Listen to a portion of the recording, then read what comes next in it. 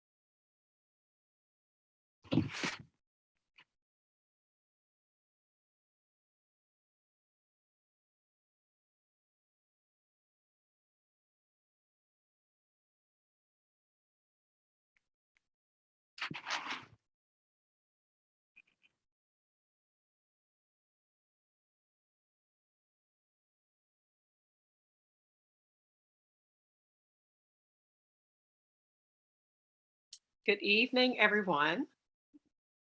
Can you all hear me okay? If you can hear me, give me a thumbs up, Cassandra and Andrea. Okay, good, good. Good evening, everyone. It is 7 p.m., so we're going to go ahead and get started. I just want to welcome everyone. My name is Erin Shirley Ori. I am the co-chair of the Political Awareness and Involvement Committee with the Jackson, Mississippi Alumni Chapter of Delta Sigma Theta Sorority Incorporated. The Mississippi Black Women's Roundtable and the Jackson, Mississippi Alumni Chapter of Delta Sigma Theta would like to welcome you to the Equal Pay webinar. We have two panelists joining us this evening to discuss why Mississippi needs an equal pay bill and what should be in the bill. So our panelists are our very own Cassandra Overton Welchland. She is also a member of Delta Sigma Theta, the Jackson, Mississippi Alumni Chapter. She's the chair of our Political Awareness and Involvement Committee. And she is the executive director and co-convener of the Mississippi Black Women's Roundtable, which is an intergenerational statewide network dedicated to increasing civic engagement and voter participation among Black women, while at the forefront of championing just and equitable public policy on behalf of Black women and girls. Prior to joining the Mississippi Black Women's Roundtable, she co-founded the Mississippi Women's Economic Security Initiative, which is a policy agenda rooted at the intersection of race, gender, and economic justice. As an experienced policy advocate, organizer, and coalition builder, she has led and been a partner on a number of local, statewide, and national initiatives and campaigns to advance racially and gender equitable policies for low-income women, their families, and communities of color. Cassandra is a daughter of the South, raised in Jackson, Mississippi. She is a wife and mother of three beautiful and amazing children. She holds an undergraduate degree in social work from the I Love Jackson State University and is a licensed social worker. And in 2005, she received a master's from Brandeis University at the Heller School for Social Policy and Management. Welcome, Cassandra. We also have Andrea Johnson. She is the director of state policy, workplace justice, and cross-cutting initiatives at the National Women's Law Center. In that role, she coordinates efforts to advance state policies across the National Women's Law Center's workplace justice, income security, education, and reproductive rights and health teams while working directly on legislation and litigation related to pay discrimination, sexual harassment, and pregnancy discrimination. Prior to joining the center, Andrea was a law clerk for the Honorable Colleen Collar Coctelli on the United States District Court for the District of Columbia and the Honorable Eric T. Washington, Chief Judge of the District of Columbia Court of Appeals. Andrea has Andrea served as a legislative aide for Congresswoman Betty McCollum from Minnesota before attending law school. She received a law degree from Columbia Law School and a bachelor's degree in political science and French from Macalester College in St. Paul, Minnesota. Welcome, Andrea. So we are about to get this discussion started. And first of all, Cassandra, I just want to congratulate you and the work, the Mississippi Black Women's Roundtable, for being featured on the PBS NewsHour Saturday, which was a great segment on the work that you've been doing in the state, and your leadership to get equal pay bill passed in the state of Mississippi. So Thank you. Yes, so please share with everyone about the work that the Mississippi Black Women's Roundtable does and discuss the organization's efforts to champion an equal pay law. Why do we need an equal pay law and a good equal pay bill in the state of Mississippi? Well, thank you so much, Erin, and for Jackson MS Alumni Chapter for partnering with the Mississippi Black Women's Roundtable to host this important webinar, as we know that women's pocketbooks matter to their households and also to the state of Mississippi. And so thank you all for taking on this important issue. So the Mississippi Black Women's Roundtable, we actually are an affiliate of the National Coalition on Black Civic Participation, led by Melanie Campbell. And we are one of, I believe, 10 affiliates across the country. And we focus on, as you said, really advancing policies that ensure the economic security of Mississippi women, and also working to shift power at the voting booth, not just at the policy table. And so voting and civic engagement is very key to our work. We have 3 programs of work, which is, of course, the Mississippi Women's Economic Security Initiative that champions all of these policies that we know is important to women: equal pay, pregnancy accommodations, access to health care, child care, paid leave, sick leave, all of those things that we know that women need to be economically secure. But we also, another one of our programs is our civic engagement work. And we have 2 programs under that called The Power of the Sister Vote and our Black Youth Vote program. We know the importance of really, getting engaged and really shifting that power so that we can, have what we need at the policy table and protecting our democracy. The other one is our Transformational Leadership Program. And then our last one is, of course, our community engagement and rapid response. For the past, I believe, 7 years now, Mississippi Black Women's Roundtable, we have been working to really push forward a policy agenda that centers the voices and the needs of women, and particularly Black women, and front and center in our policy debate. We know that if we don't bring our own voices to the table and bring our own chairs, Shirley Chisholm says, then we will go unheard. And so we put together this policy agenda to really, because we heard from women across the state about what they needed in order to be economically secure. And so we built that platform and were responsive to what we heard women say. And one of those things women said they needed was increased wages. And so we began to push for, of course, increasing wages, but then we began to see that that legislators, several of them, Republican and Democrats, were really pushing for this equal pay. And so we began to bring all of them together and say, this is our way to really talk about increasing wages. And so we did, and we began to build coalition partners across the state and focus on, again, centering women's wages. And so this was important because what the stats say and what we heard women say across the state.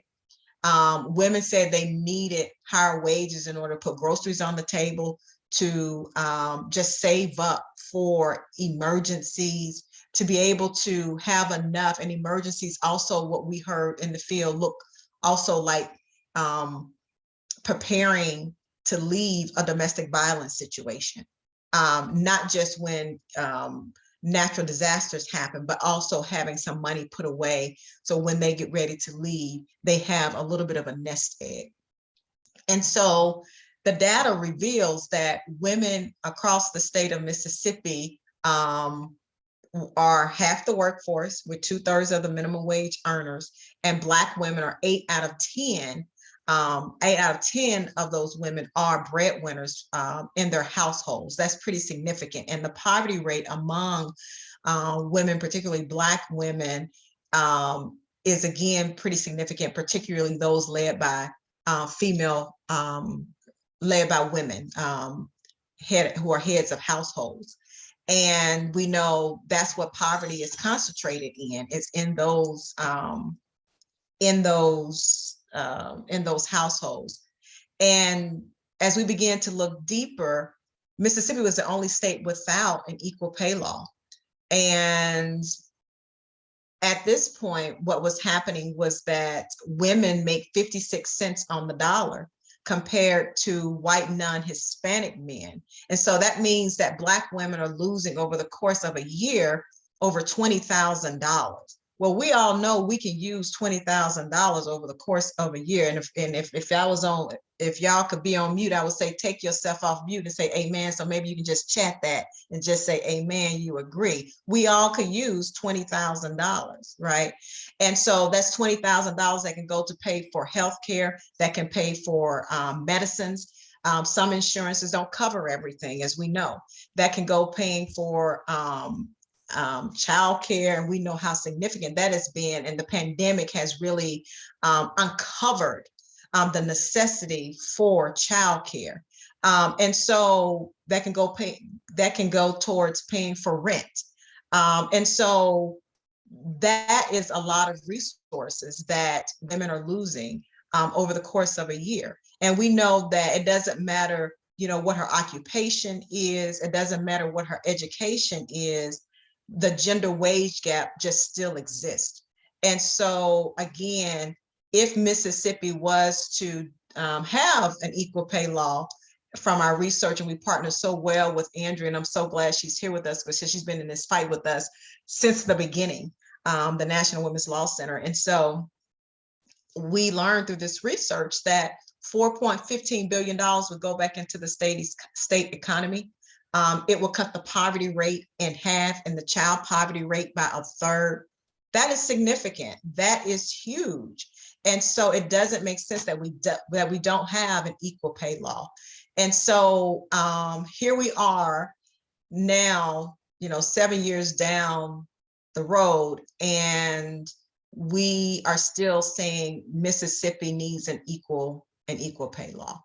And we have been committed to building this grassroots movement to educate women about wage discrimination. And we know that Black women are discriminated against, not just on their race, but also on their gender. And so they both go hand in hand. And so we've been championing a law that will protect women and protect their wages. And we also know that young students are leaving the state of Mississippi. Young people are leaving and going to neighboring places where there are strong equal pay protections over their wages. And young people have a whole different view than what we had growing up. I mean, they want to negotiate their salary, and they know even more, and they're not afraid. And they also want to go get what they are worth. And so they're leaving this state. And Mississippi say we're a workplace, business-friendly state. Well, it doesn't show in our state. So that's why we've been pushing it. And so it is important, and we want to keep moving this work along.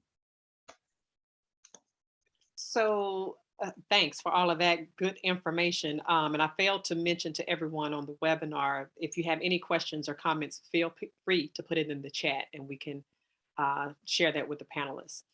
So, Cassandra, last Friday, the Mississippi House of Representatives passed an equal pay bill. And there was quite a bit of congratulatory comments, but the Mississippi Black Women's Roundtable and collaborators, allies, quickly responded to this. This is House Bill 770, that this was not a win for women, and especially Black women and workers in the state of Mississippi. So, could you tell us why that House Bill 770 was not really a good bill for us? Yeah, it's not a good bill, and I really want to lift this up because it's important that I also say this to you all. House Bill 770 was also led by a Black woman, Representative Angela Cockerham. And when we learned that she had this bill, we went to her and we said, your bill could be better. These are the things that make a good equal pay bill. And I'll share that with you all because there are some things that make a good equal pay bill. And they are promoting pay transparency, protecting against retaliation, prohibiting salary discrimination, and providing for recovery and compensatory punitive damages for economic harm. So we went to her and we presented all of our information because we're the experts in this. And so we know what's working. And so we presented it to her and we said, these are the amendments that would make this bill good. She refused to take our amendments. And when she got on the floor to present her bill, which we saw the original bill, which is something we thought that we can begin to work with, that bill was not it. She changed it, did a strike all, and put some different language in there. And that bill is so opposite of an equal pay bill. It rubber stamps employers' decisions to pay women less for equal work. Now, I mentioned Angela Cockerham because she is a Black woman. And she introduced a bill that would do Black women harm. And that is not okay. And that's not something that we can sit by and not say anything about. And what's shocking to note is that, again, this bill expressly codifies into law practices that would really widen the pay gap. And Andrea will really get into a lot of that. One of the things that we know increases the wage gap is a dependence on salary history. When one job acts, and many of us have experienced it, when you go to apply for a job, they say, what did you make in your previous job? Well, that previous job relied on your prior salary history, which was not equitable. You're already making 56 cents on the dollar. And so it carries with you. And so what her bill does, it gives an employer, allows the employer to justify paying a woman less than a man, which is really horrible. It allows salary history as a defense to an equal pay claim and undermines the whole point of an equal pay bill.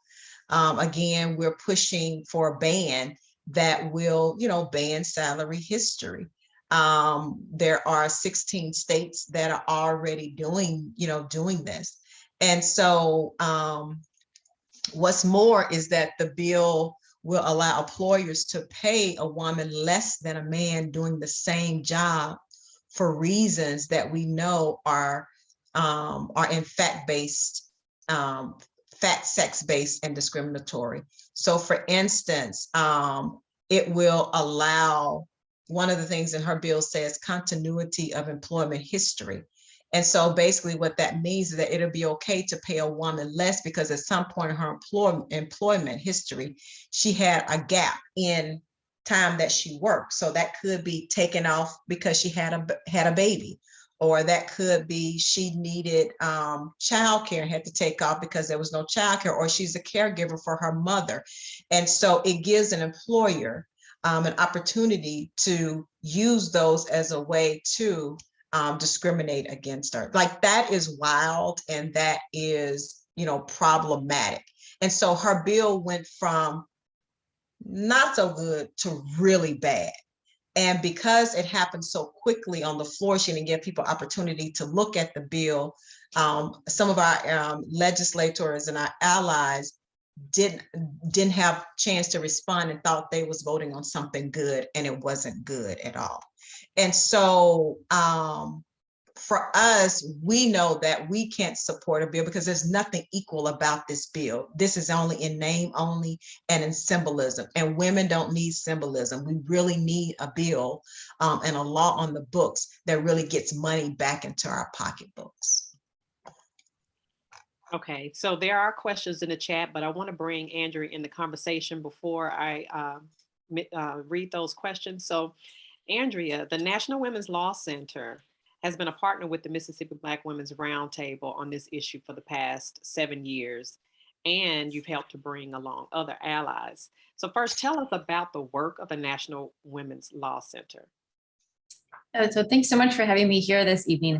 I'm really honored to be with you all. And the National Women's Law Center, we fight for gender justice across all of the issues that are central to the lives of women and girls. We fight through the courts, we do some litigation, we fight through public policy, and just narrative change work in our society. We're really focused on those who are especially impacted by multiple intersecting forms of oppression. So women of color, LGBTQ people, and those who work in low paid jobs and their families.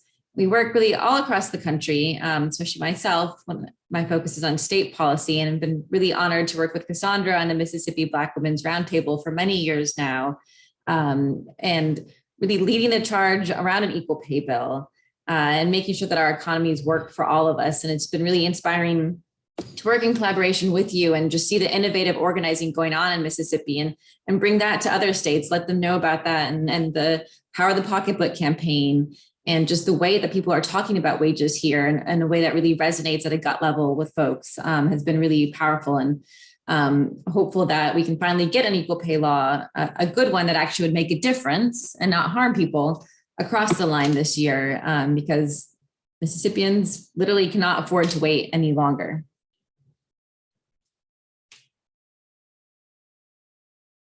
Sorry, I was on mute. Thank you, Andrea. I want to jump in and ask one of the questions. And the first question I see is: do equal pay laws require that employers provide benefits such as paid leave for sick or vacation? So equal pay laws are focused on the wages and compensation that you are paid, and making sure that those are equal, that you're getting paid the same as somebody else doing the same job, unless there's a reason like seniority or a merit system to justify that difference. Benefits can be included as well in wages. We often see that there is discrimination in benefits, but there's nothing in an equal pay law requiring that paid sick days or vacation be provided. It's just making sure that if such benefits are provided, that they're provided equally and regardless of sex or other protected characteristics. Okay, thank you. So are you able to, Cassandra, are you able to address why Representative Angela Cockerham did the strikeout? Was she just attempting to just get something passed? That's a good question that I've reached out to ask. We don't know why she did a strike off. We don't know why, because she made the bill worse than her original bill. We don't know why she did that. What we can tell you though is that we worked, and some of our other legislators worked to bring some amendments to her on the original bill, but she said that she wasn't willing to take those. So it would be really great if any of you all know her, to ask why did she introduce such a bad bill, because there needs to be some accountability there. Right. So Bill 770 is headed to the Senate, and there is another equal pay bill in the Senate, Senate Bill 2451. So what concerns do you have about those bills, and how do they conflict with the federal law? Yeah, I can kind of follow up on some of what Cassandra already shared about how HB 770 just kind of really surprised us. It's called an equal pay bill, and then there was language put in it that is basically the exact opposite of guaranteeing equal pay. It's rubber stamping employers' decision to pay women less than men for the same job, and puts in a number of justifications for unequal pay that are widely understood and have long been understood to explicitly create wage gaps within a company, to be discriminatory reasons. And Cassandra touched on salary history, relying on salary history. It was just so surprising to see that language put into the bill that says it's okay for an employer to rely on salary history to justify a pay gap. It's okay if I'm being paid $10,000 less than a man doing the same job as me. That's okay if it's based on my salary history. And state after state of the last few years has been explicitly doing the opposite of what this bill is doing, banning salary history. And here you have a bill that is making it explicitly permissible to rely on. So that was really surprising to see. And there's been so much data that has come out in the last few years showing how banning reliance on salary history is helping close the wage gap in the states that have banned it. So this goes against data. It goes against the current throughout the states, and just goes against common sense. Since I think a lot of us have been there and felt in our gut how this salary history question is not going to work out well for us. So that was really disturbing, the continuity of employment piece, and a number of other things. But another piece that is, surprised me as well, and there's kind of this legal wonky thing that people might just look over briefly or overlook, is the fact that the bill says, if you as a Mississippian choose to use your rights under this law, you have to waive any of your federal rights under the Equal Pay Act, which I don't think you can do legally. That might be unconstitutional to say that in the law. But until that's challenged, that's a really concerning provision to have under the law, because this bill, if it were to pass, is far weaker than the federal Equal Pay Act. And if you were to pursue your rights under that act, you would end up under the state law, you would end up having to waive your federal rights and thus end up with fewer rights than you currently have. So, to Cassandra's point, this is actively harmful. It's not just a symbolic bill that just, will do nothing and nobody will ever use. If somebody were to use it, they could end up with fewer rights. And that really concerns us. And you could, imagine a lot of people aren't reading the fine print, don't know how the law works necessarily, and could pursue a state claim and then all of a sudden find themselves without a federal right. And that you shouldn't have to choose between your federal and state rights like that. And honestly, I would say everyday people, I'm included I'm including myself in this comment, don't know the language anyway in the federal bill versus the state bill. So, who would just automatically know that anyway when you're trying to negotiate your pay or what have you. But I want to mention that a few years ago, and her name escapes me, but there was a female legislator in Mississippi who stated we didn't need a state equal pay law because there was a federal one. So we don't need a state one.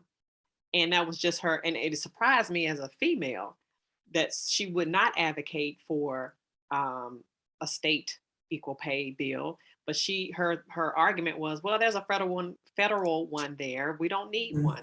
And so I'm asking you guys, as we advocate and call our representatives and senators and say that if that was a response, how would you advise us to retort? I mean, refute what they're saying. Yeah. So the federal law has been on the books for decades, and it has helped narrow the wage gap, but it has proven over decades that a lot of loopholes exist in the law that make it very easy for an employer to continue to pay a woman less for doing the same job as a man.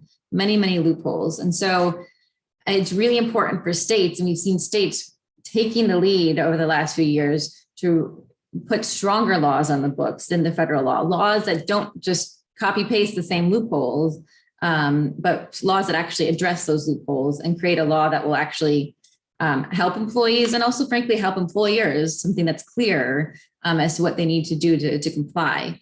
So I think the main thing is the federal law has a lot of deficiencies. This is a chance for Mississippi to put a law in the book that will actually close the wage gaps in Mississippi. And it's important that it works for Mississippi, that it be tailored to Mississippi. And the fact that Black women have some of the largest wage gaps in the state is really important to focus on. And this bill needs to address not just sex, but also race and the intersection of sex and race and the gaps created for Black women. And that is not something we see in the federal law. The federal law is just about sex. And so it's important to have that Mississippi tailored legislation. Okay, I'm going back to the chat. There's another question. What specific recommendations are you proposing to ensure women are getting paid equally as men? So what we're doing, so a couple of different things. We have our work is moving at every level. So we have a state level campaign, which is really advocating to get this equal pay law that does several things, include race and not just gender, promote transparency, protect against retaliation, prohibit salary history discrimination. So those are some things that we are actively advocating for in this legislation. Like that will make a strong piece of legislation. At the mid-level, we also have a campaign called Equal Pay Committed Cities, where we have been organizing cities to become an equal pay committed city. So cities would actually introduce ordinances that do these things that I just said. And they would pass ordinances that would ban salary history, that would prohibit, retaliation. So we actually have a little over 20-something cities that have committed to become equal pay cities. Jackson is already an equal pay city, and now Clarksdale, I believe it was Clarksdale, yes, that also introduced the ordinance. So that's one thing. The last thing that we're doing is we have organized students across college campuses to become equal pay committed advocates and ambassadors for us. And they have two specific things that they're working on these campuses. They are organizing and educating the students about this. They will begin to advocate for a salary negotiation training on every campus. And then they are asking their presidents to stand up and stand behind them. And so at the end of the week, actually, one of our partners is doing a salary negotiation training for the public. And so those are some things that we're working on to ensure that, men and women, that women's wages are protected. And so you got to fight at all these levels and have all these intersections in order to make all of that work. Andrea, you want to add anything to that? Okay. Okay. There's another question. While pay inequity impacts everyone across the board, does it affect certain fields more than others, whether that's based on gender makeup of the industry or the location, etc.? If I can start to answer that. So we definitely see some of the largest gender wage gaps in male dominated professions. I know in particular, I don't know, lawyers have a very large wage gap. But any industry that has been historically male dominated, there's kind of historic discrimination going on. You oftentimes have men who are in higher paying positions and women in lower paying positions, a lot of what we call occupational segregation. So it's not only discrimination between the same jobs, but within a company that all the men are at the top levels and all the women at the lowest. And that's really important to pay attention to that as well, because it's not just about the same job. It's where in the structure women and men are finding themselves. I don't know if you think to add, Cassandra, and across the country, I can share some fact sheets we have about where the gaps are widest. Yeah, I'll share this fact sheets. I can't remember the data off the top of my head. Okay, no problem, no problem. Cassandra, I want to go back to what you just mentioned when you said that an equal pay bill in Mississippi can protect retaliatory efforts. Can you give an example to everyone what the retaliation type tactics look like? Yeah, you get fired. I mean, like, for example, if for example, so we're working at the same place, right? Yeah. And I say to you, I'm making, $6, $7 an hour. And you say, oh, well, I make $10 an hour. And then now I go back and try to negotiate a higher pay. You're saying that I could get fired right now with the current legislation, I could get fired just for even trying to get a higher pay. Not with the current legislation. Okay. In the absence of. In the absence of. In the absence of, but some employers actually have a policy that says these things. And so that's what we're trying to prevent. We've organized conversations with women across the state and men too. And we've actually have heard that some businesses have these policies in place that if you discuss your pay, some that we know of, if you discuss your pay, you will be fired. And so that's a retaliation. And Andrew, you may have more specifics as well, but that's one blatant, very, explicit way. Yeah. And we definitely just hear stories of people even talking to their employer about their salary and wanting to, see if they're making a fair wage, and in response get fired or get punished in some way. All of a sudden they're not getting as many opportunities with the employer, things like that. So retaliation protections are super important to have in any civil rights law, including an equal pay law.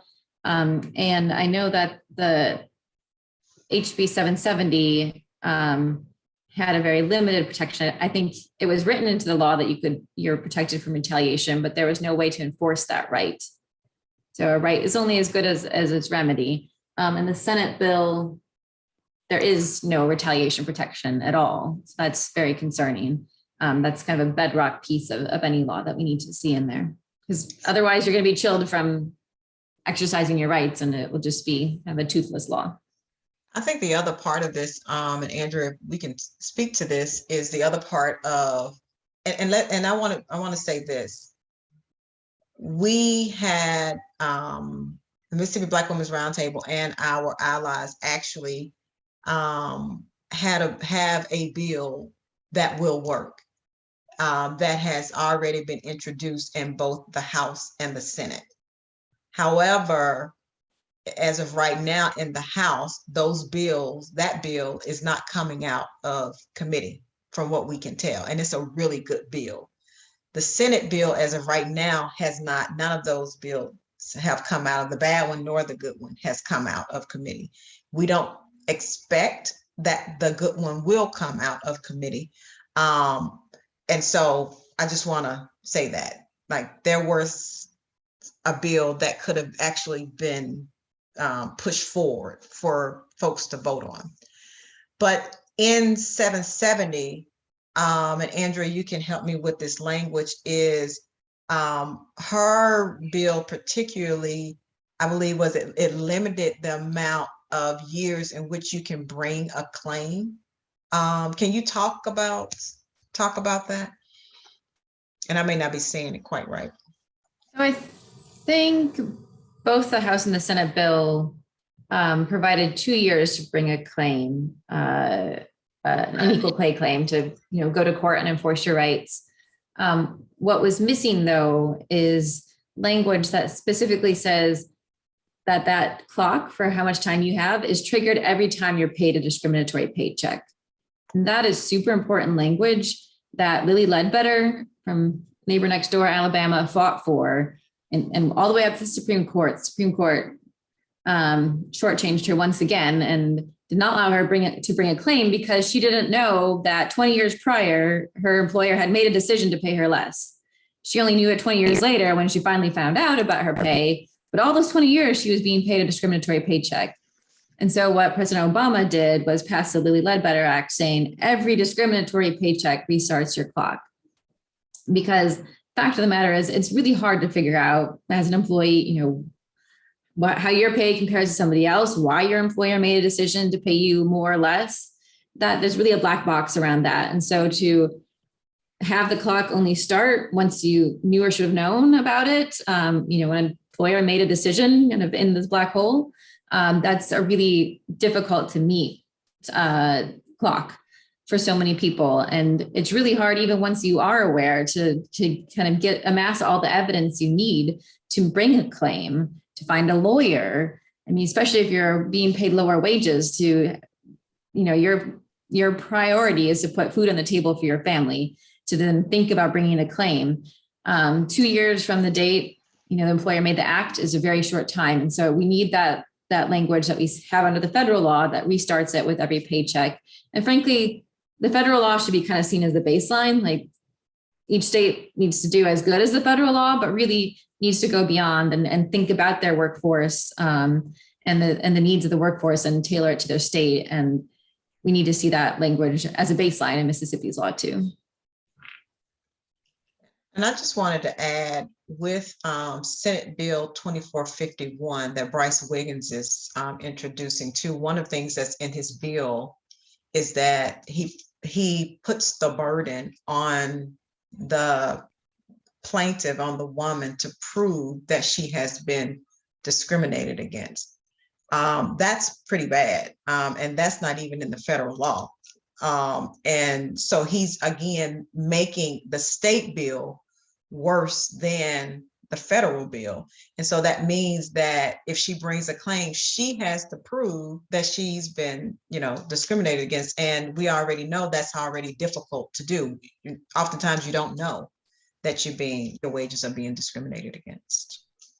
I know it can maybe sound at first glance like that's, of course you need to prove your case, but under the federal equal pay law, what you need to show at the beginning is just that you were paid less money than a man doing the same job. And that's information that you have, that, you're getting paid less and that you're doing the same job. But this bill goes and says, not only do you have to show that, you also have to basically disprove all of the employer's defenses. So you have to say that, well, no, the employer didn't have any sort of system for paying somebody differently, that they paid the person differently because of their education or experience, all sorts of information that, might be the case ultimately to justify a pay gap, but that's not information employees readily have at their fingertips. That's information the employer has and goes into their, sometimes complicated pay setting matrix, but that's for the employer to have to prove. And that's the case under federal law. This shifts the burden and puts it all on the employee to figure out and basically prove everybody's case to even get past the initial stage of having their case fully heard. That's a really high burden it's a very high burden that I think will limit any claims coming under this law. Well, that's a good segue into this next question. What role do employers or organizations play in closing this wage gap? And have there been any organizations that have recognized these disparities and made the decision to be different? After all, it's to their advantage to have the flexibility, isn't it?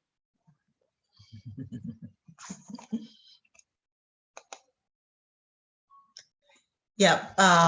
So we know, and Andrea works more at the national level and know what some of the employers are doing. What we have heard and seen is that, and have had conversations with, is Starbucks corporate.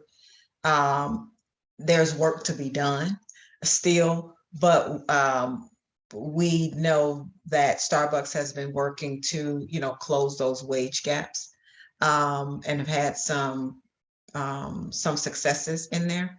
But we know that there's work, definitely to be done.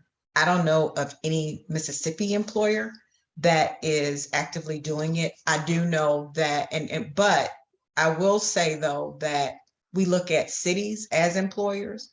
I do know that Clinton, Mississippi, in 2017, I believe, they did a wage analysis and began to see that there was some discriminatory pay. And so the mayor actually began to change their pay practices, and actually began to bring all the employees up, and a lot of those were women too. And so we began to get the data from other cities about how are they doing, how well are they doing. And so we got data from 13 cities. We're working on trying to get more of that data. But that is the work that we are starting to do in the state of Mississippi, is like, who are our allies? Because we understand too that in order to get a really good equal pay bill, we need employers to come on board with us.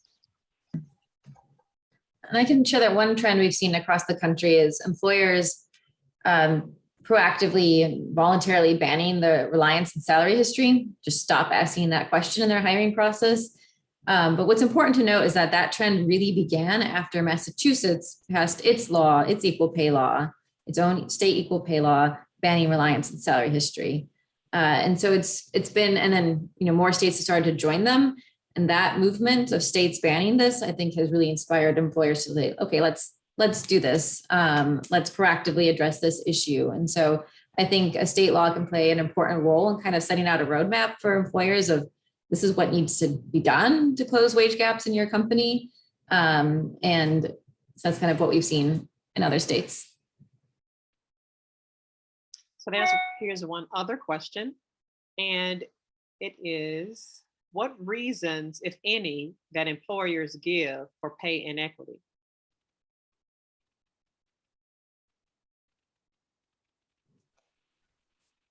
Go ahead, Andrea, and then I. Yeah, I'm not sure if I'm interpreting the question correctly, but just to play off the point made right above that question. So, there can be justified reasons for paying somebody, a woman, less than a man, even if they're doing the same job.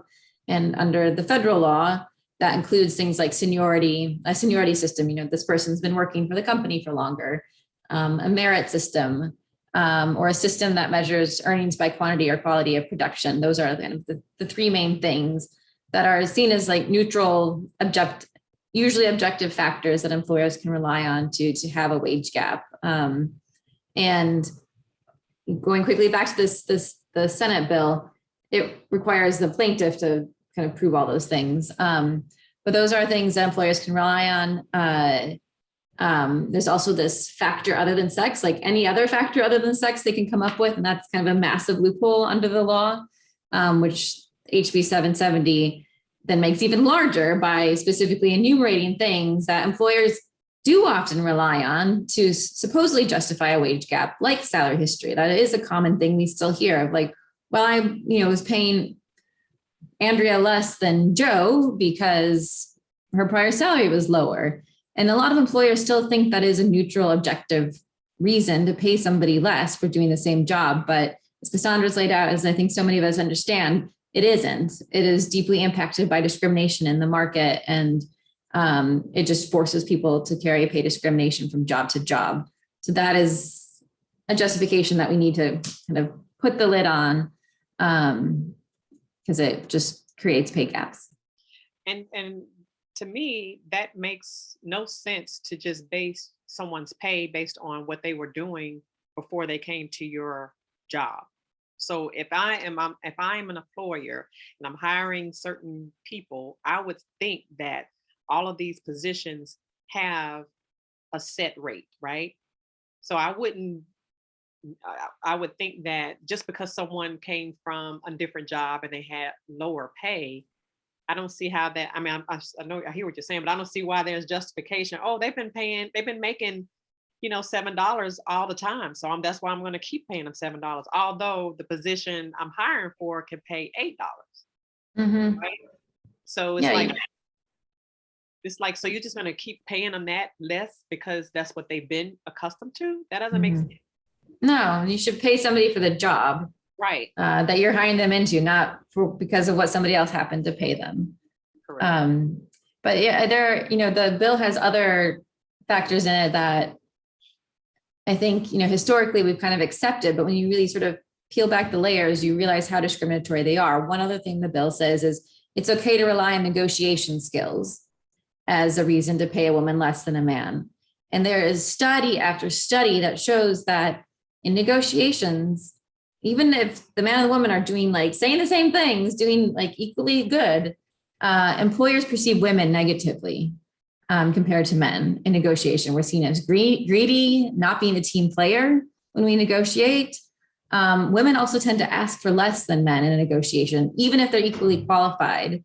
And, so many of us have just internalized this discrimination and don't feel comfortable asking for a large number because we'll probably be perceived as greedy. So it's this vicious cycle. And if we're relying on negotiation skills to justify, if the employer is relying on that to pay the woman less, that is a discriminatory reason. Also, competition in the market or competition amongst employees was another reason included in the bill. And the fact of the matter is that the market is discriminatory and favors white men. And so they're probably going to get more offers and you're going to have to, the employer will feel that they need to pay them more to take them away. And that's not going to play out the same way for women. And so if that's the justification being relied on, that is, again, just going to entrench wage gaps further and further in that employer's job and the Mississippi workforce. And I just want to add, we already know that, women were discriminated against based on our race, based on our gender. But we also know that bias comes into place and stereotypes as well as, as Andrea was, also that was undergirding her comments. And we cannot, even though we are working to get this bill passed, and even, I don't know if you all heard the representative that was arguing back and forth with Representative Cockerham. He was it showed up so much in his comments. He was, to me, very sexist, had a lot of stereotypes about women.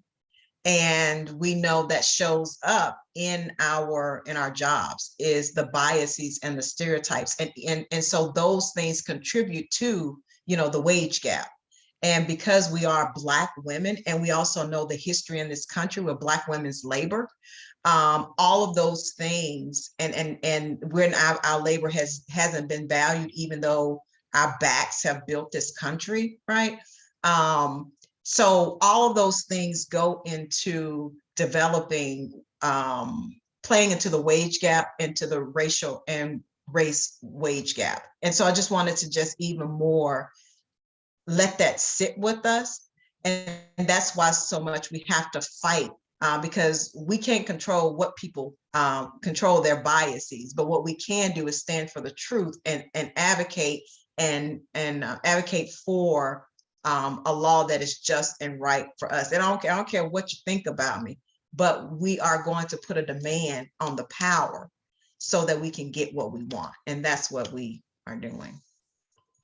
So we're getting close to the end of our time, but I want to ask this last question that's in the chat. And because of privacy issues, how would I know if I'm being paid less?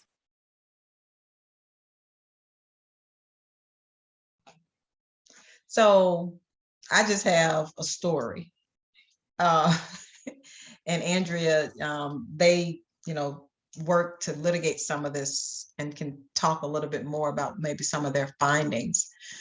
And some of you all may have them, but what we know is one story that I heard was that a woman actually had a conversation with another employee. And well, this is very similar to Lily Ledbetter, actually, but she had had a conversation with another employee, and just talking, and it just came out, and they were doing, the same exact job, but she was getting more, and she was a white woman, and this was a Black woman, and she was getting more money. So even in, we can be the same gender, but even racially, there's a difference that's there. So again, through conversations that has happened with Lily Ledbetter, I think someone slipped her a note, and that's how she found out. And so we shouldn't have to be going around searching like something that is just so wrong, because we are grown up. When I woke up this morning, I was fully grown when I looked in the mirror, right? And so I shouldn't have to be sneaking around asking, because these are my wages, right? And so that's why we want to eliminate these barriers that prevent us from knowing what we are making. And I would think that the culture of the environment should be one where it is comfortable, where you can be comfortable sharing what you make, or if someone were to ask, it shouldn't be, I could just think back when I was working in different companies, it was almost taboo to say what what your pay was, and it seems like that there's a culture that needs to be shifted within organizations where it is in a welcoming environment to even share what your pay rate is. Absolutely. So we're 5 minutes away from the end. So Cassandra, I have to ask, what is the call to action to everyone on this webinar? What are we to do? So we have a couple of things. So this upcoming things that we believe that legislation is going to move really quickly. And so we need to really engage you and be able to send information to you. So if you have your telephones, I'm going to ask you to text the word engage, ENGAGE, engage, and I can maybe put that in the text after I get through talking. I'm putting it in the chat right now. Okay, good. Text engage to 50457. 50457. The other thing you can do is, we really need you all to help us call legislators. We need you to call Angela Cockerham, everyone on the Judd A committee in the House, and tell her that 770 is not an equal. There's nothing equal about HB 770, particularly for Black women. And then on the Senate side, we need you to contact Bryce Wiggins, and I don't know the switchboard number right off, but contact Bryce Wiggins and tell him that SB 2451 is not a good equal pay bill.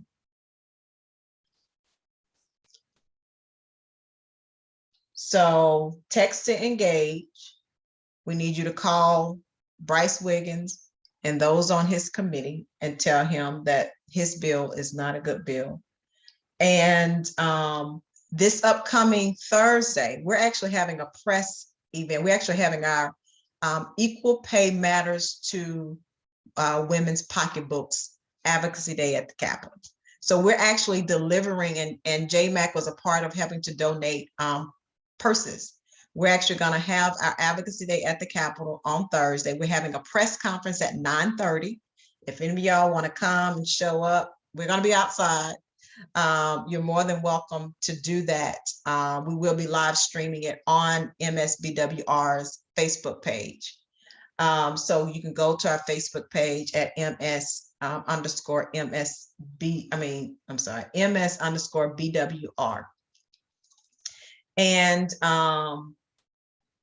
And so we will be delivering those pocketbooks to every legislator with our message that equal pay matters to women's pocketbooks. And we'll be delivering a cookie made as a purse with 56 cents on it, with a letter that says, again, equal pay matters to women's pocketbooks, and this bill there's nothing equal about it. So we could use your help during the phone calls, texting to engage, so that you can get our information and also go and like our Facebook page.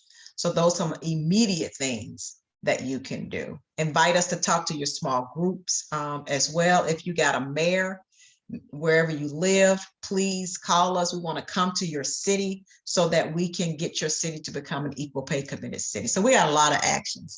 So just engage with us. Quickly, is there a specific color to wear to support equal pay? So the colors of the equal pay has been red and blue, but just come as you are. We'll have all the paraphernalia you need. We got signs, we got stickers, so don't even worry about it. Okay. Just show up, and our press conference will start sharply at 9:30 though. So if you want to just come a little early, we would really appreciate that. And we'll be at the Capitol until 11:30, educating lawmakers. Okay, it is 8 o'clock. This information has been very informative. I'm glad that we got the great participation that we got this evening. I hope that everyone takes the charge and text the number that was put in the chat so you can stay informed on what's going on with the Mississippi Equal Pay Bill. Thanks you, everyone, and good night. Good night. Thank you.